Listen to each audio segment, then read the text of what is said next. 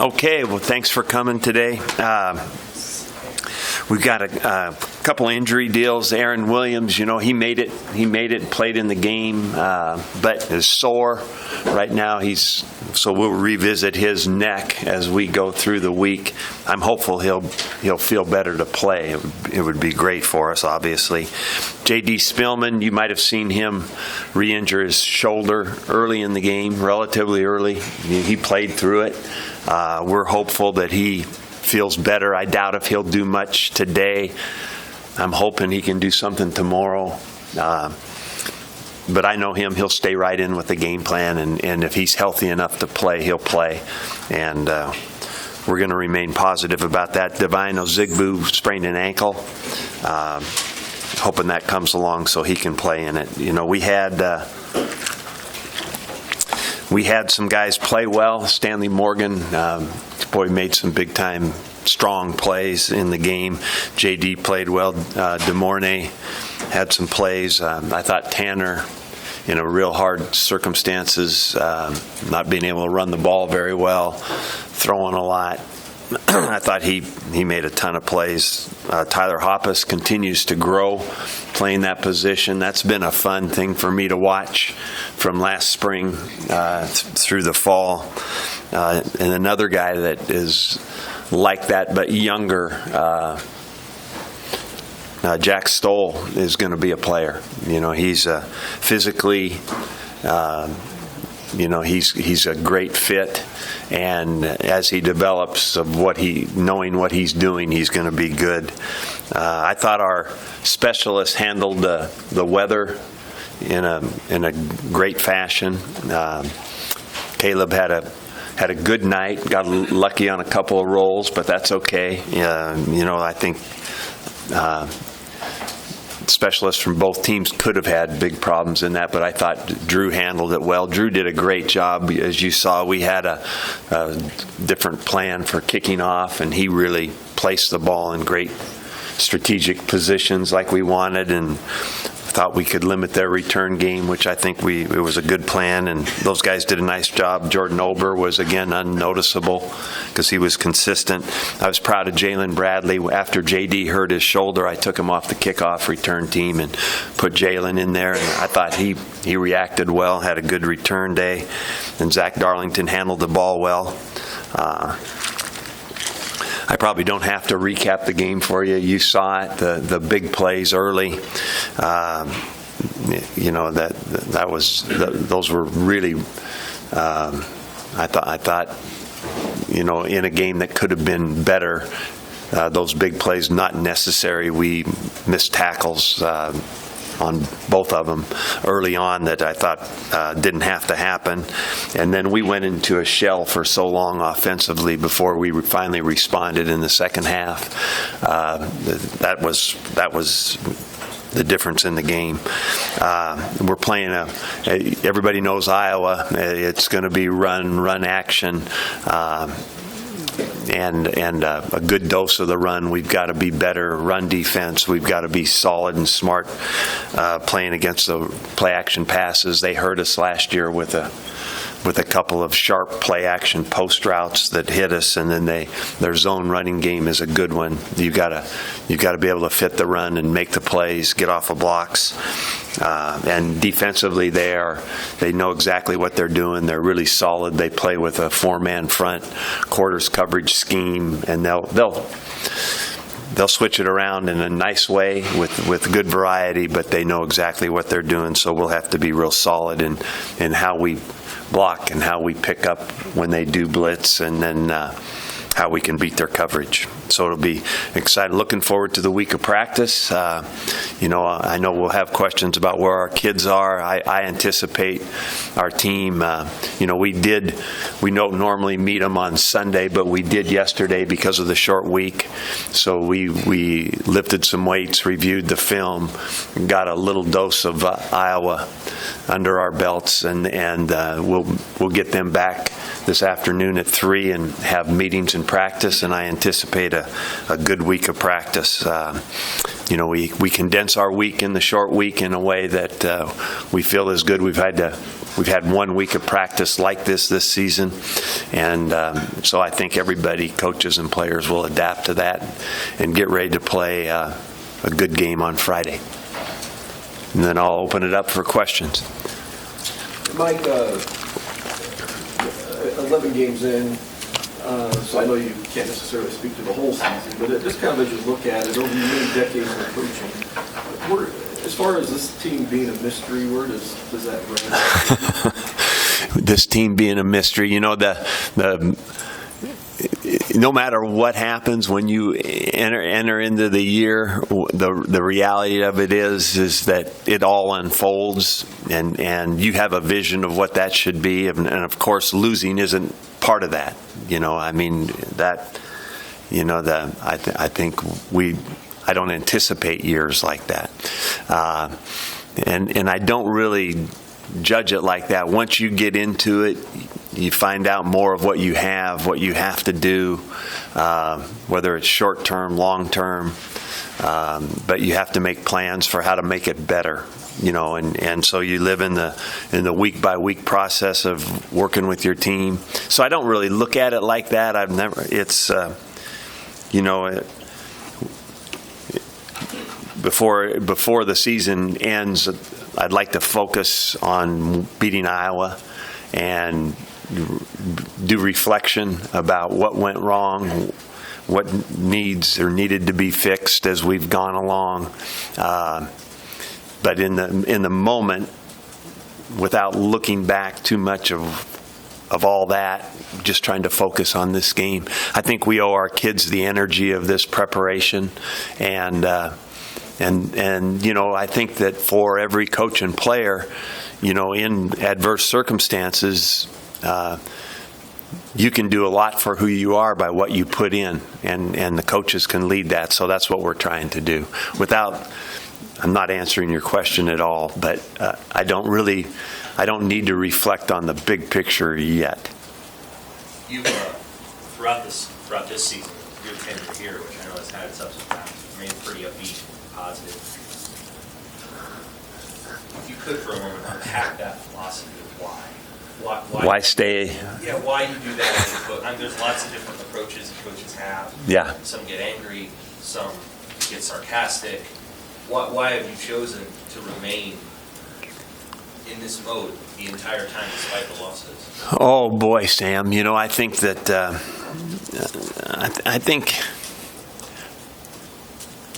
think everybody probably has if they think about it, have a vision of what they think leadership is, what they think is important for a group of young men, and you know, I really don't see any need at being angry at anybody in particular.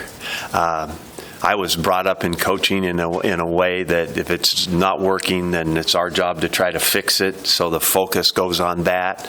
I try not to, you know, I try not to get into playing the blame game. There's no need for that. What we have to do is try to help them. So I've always thought that maybe it's what I would have liked as a player or as an assistant coach, is that stability is the best thing to surround these people with, coaches, players, so that they can work and do their job. And we have people, I think, that are giving effort to do that. And I just think that, you know, short answer to your question, that's the way I want to do it.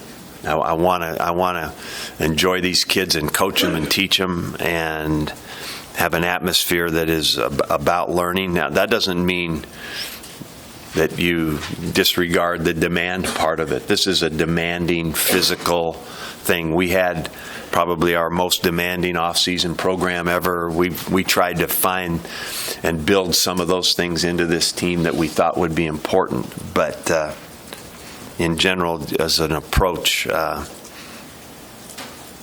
that's why I do it like this. You played for what many people consider to be the greatest college football head coach of all time. What was he like? Coach Bryant? Yeah. You know, when I played for Coach Bryant, he he was past his days of being much on the field. He was in the tower most of the time. And but there was, I think, when you look at it, there was no doubt who was in charge. And I think you felt that from both the team and the coaching staff. And you knew that there was, a part of him in every part of the program. And there was great pride surrounding every bit of the team and school and program that he coached. So that's, and for us, I think that, it might have been different than today as far as a player-coach relationship. I mean, maybe on one hand, I can count the times I actually talked to him, and sometimes you didn't want to. You wanted to avoid that time and go the other direction. But it was a privilege. And more, I think as I've gotten older, I appreciate that more. And certainly feel like I drew a lot from getting to do that, to be in that program. Mike, last year you guys were 9-2 going into the Iowa game. When you look at that now, I mean, how much did that day kind of change the course of things? It felt like maybe you were on the track to maybe get a 10-win season going to Iowa. Yeah, that was a disappointing day, a disappointing finish, and there were lots of things entering right into that time with the health of Tommy. How we're going to do that? How's this going to work? So there was a lot of, I think, question marks as it went, and then we were all unhappy with how that game went. That's why it would be great for this team to be able to put everything aside and finish on a real good note, what will be a real tough game and win the game. That would be good. What in particular do you tell Coach Diaco and just that defensive staff, because I'm sure they got to be scratching their heads at what's going on? The one thing about that defensive staff that has remained consistent is the time of preparation put in, what they do to get ready, like for today, to present to the players. It's impressive. They've continued to work that every part of the game, even the parts that really stood out the other night. We just missed a lot of tackles, and that part never takes a back seat as to what we're working on. I think that they really dissect the game, and then they present a good plan in a positive, optimistic way to the players, and so the message is to continue to do that at the highest level and get ready to play. So that message really went to everybody, but and to the players included. Let's do that. This can be considered a little vacuum of what we can do and what we need to both improve in and what we'll need to do specifically game plan wise to win this game. You see the frustration with the whole team, but with the defensive guys in particular about just why is this not fitting together like you hope? Well, I would say that would be a very, very, very good question to ask, considering how it's gone defensively. But I can't say that I see any outward manifestation of that, of a loss of non-belief or non-work, or I'd kind of be making that up if I thought I have not seen that.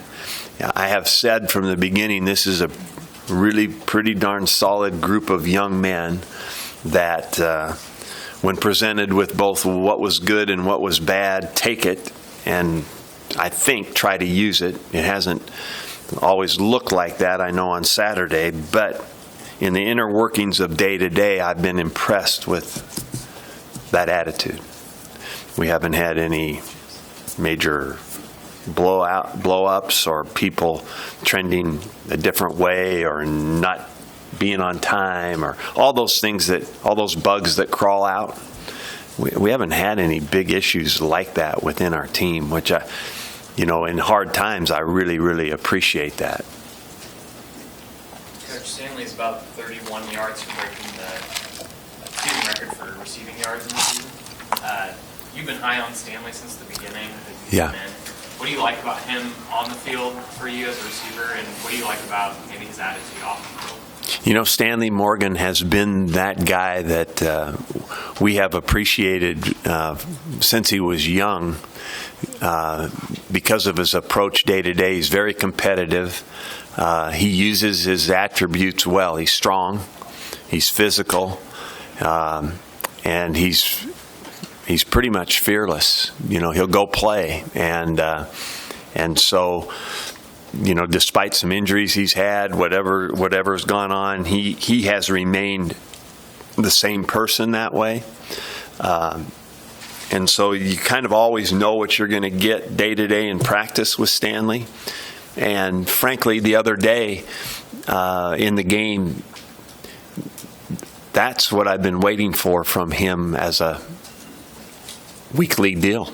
I mean, you know, I think that he goes up and wins the one-on-one battle and makes those plays, and he's capable of doing that. He's shown that sometimes throughout his career, a lot of times in practice. But as far as a game of opportunity and him making plays, I've been kind of waiting for that. That looked good. Just how physical he played, how he competed. You know, those battles out there with DBs and receivers become those one-on-one kind of who's going to win it. And when you can feel confident in throwing a one-on-one, which is what the quarterback's looking for, you don't often get 0-on-1. So the best you might be able to do is one-on-one. You should win. And a lot of our offense in my history has been predicated on that guy over there. If he's one-on-one, we're throwing him the ball and we're going to win. And so that's the kind of deal that happened the other night with Stanley, and it was good. Mike, 22 seniors on senior day. Mm-hmm. Just talk about this senior class. Well, we're proud of those guys that are going to be involved in senior day. You know, now for me, I've been with them. This is the third year, which I appreciate. A ton of fine individuals that I think have done individually their best in representing, and so it's always a special time for them and their families. They'll always be proud to have gone to this great place and been Cornhuskers. Coach, you mentioned that Iowa is a team that likes to run the ball. Last year, after the game, a lot of talk about how physical the team they were. Yeah. They're like with where your defense is at right now, both from a physical health, mental health standpoint, they're ready for something like that? Well, that's our challenge. There's no doubt that that's what Iowa will present. We'll get a good dose of that. We're going to have to hold up against it and do well against it. We'll have to have a good plan together, and then guys are going to have to be ready to play physically, because that's what it'll be up front against them. They do a nice job too. They've mixed some things in. They got a nice play action game. Quarterback's done a nice job. One of the more impressive games that I've watched on film this year was them beating Ohio State and how they functioned offensively and the variety of things that they did. And many of those things that day were in the passing game. It was pretty interesting. Including this year, but also going forward, how valuable do you think it is for Nebraska to engage and embrace Iowa as a full-on rival? I love the idea, Sam. Don't you guys think that's what it should be? I mean, it feels right, you know, with whatever the amount of time that we've been in the Big Ten, with the proximity, with, you know, there just seems like a lot of common ground there, and it's right over there. You know, that it feels like it should be embraced in that way. I think that through time also the whole division will feel a little bit like that, but I think there's a special quality to that with Iowa that should only grow. Do you think your players regard it that way? Have they given you the feedback as much after losing 2 straight years? And do you communicate to them that this is a slightly bigger game? Not like it's the last game, but because it's them. Yeah, I have. You know, I think that, you know, that was absolutely brought up like that in our meeting yesterday about beating Iowa and what's happened historically. that, this is just a great opportunity for this team to get that level of satisfaction from winning a game here at the end, but also playing Iowa. Is that you did you bring that up in a meeting, or was it brought up? Who brings that up? Oh, I did in a team meeting. Let's focus on Iowa. Let's beat Iowa. This is that kind of game for us. I think one of the things that I asked is that, guys from Nebraska playing for Iowa, Noah Fant is one of those guys. You know him well. What have you seen him in terms of his growth as a player so far? Noah looks like an important part of their offense. He's a good athlete. He's making plays in the passing game. They utilize him in a good way. And we're going to have to be sure he'll be part of the attack that we'll have to defend well, because he is athletic and big, and they utilize him in a good way. You mentioned after the game that it would be good for Tanner to come back, Tanner Lee. Why do you feel that way, and what is it? What would an extra year do for Tanner, do you think? What could happen? I think that Tanner will. I have not even talked to Tanner about this, so I will only approach the subject as hypothetical. That in my history, when guys are able to come back or enter the draft, those decisions become at the end, and I may, if they ask me, I'll give advice. I'll tell them what I think and why, but I always add at the end, this will be a personal decision. You need to do what you want to do, what's best for you to do, and you need to get good opinions from people that care about you in a way that's not about money. They're going to make money off you. Don't talk to those people. Talk to people that really care and get some good advice that way. The advantage for a quarterback coming back is the chance to play in more really, really competitive games and grow in a system and really enhance both your opportunity, which means your draft pick, and also your ability to play. I think the more they play, because they may not play right away. So the more playing time they actually get in can be helpful to them in the long term of their career and put them in a better place as they go in. So, those are issues that they have to kind of dissect. They can get some good information about where they will be placed, where they think they might be placed, or where people think they might be placed. But it becomes very personal. After the game, you were talking about wanting to be more involved in offense, and it seemed like sort of you were maybe not only a few days left in the season, but what were you thinking about when you said that?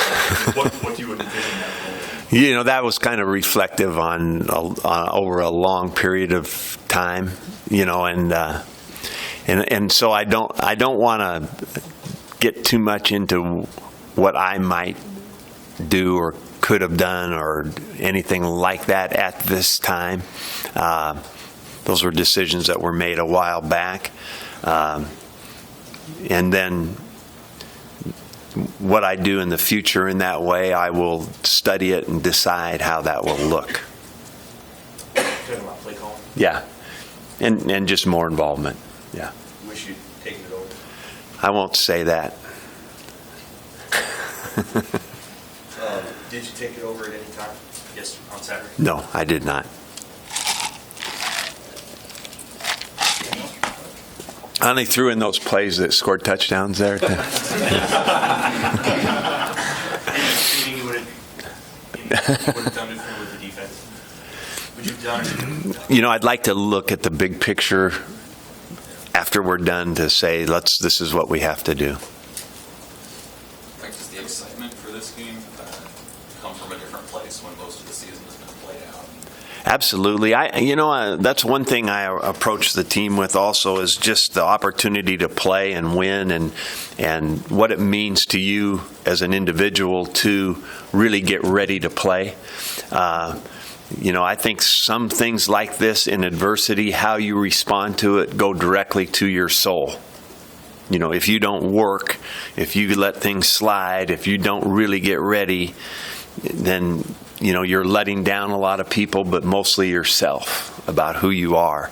So that, and then there's just kind of I made the point that when you were a kid and they rolled the ball out, you picked it up, you want to win, and so, but you have to get ready to do that. And in college football, competitive as it is, if you want to beat Iowa, you have to get ready mentally and physically to do that. It will be a physical game. You have to play smart. You have to have your whole self into it.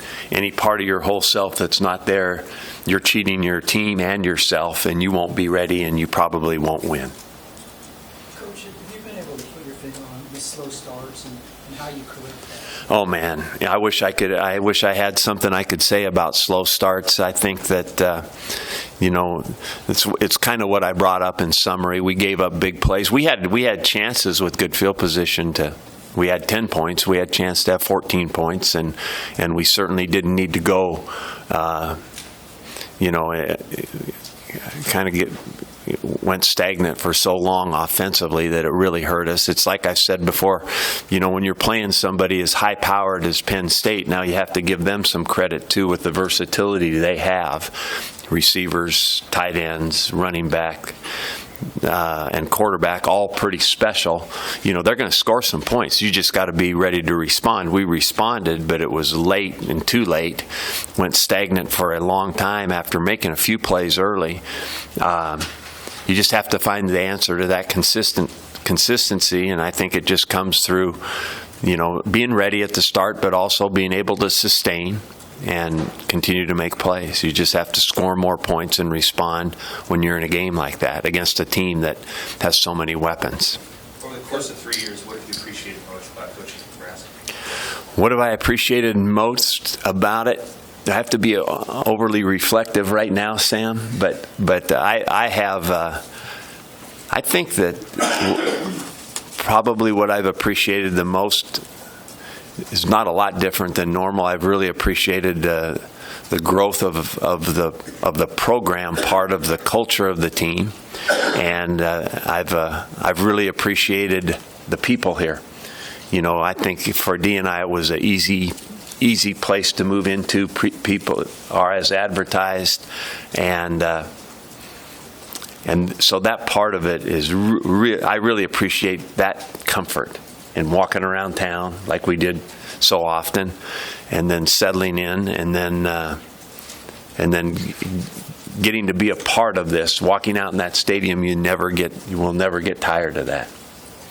Have you had any big picture conversations about the outside discussions with the team at all? Have you tried to just ignore all that and go? I don't necessarily. I don't bring it up, and I don't know if ignore is the right thing, but maybe it is for me. I don't talk about our situation as coaches, my situation. I talk to our team as if I'm going to be here forever, and I approach each day like that. And that is, it's like I said, I want to provide them our best, and whatever I can alleviate that doesn't have to do with the football part of it, or their lives part of it, or their part in the program, or going to class, or being in the weight room. I try not to complicate it with anything else. They don't need any of that. All right, thank you guys. Appreciate it.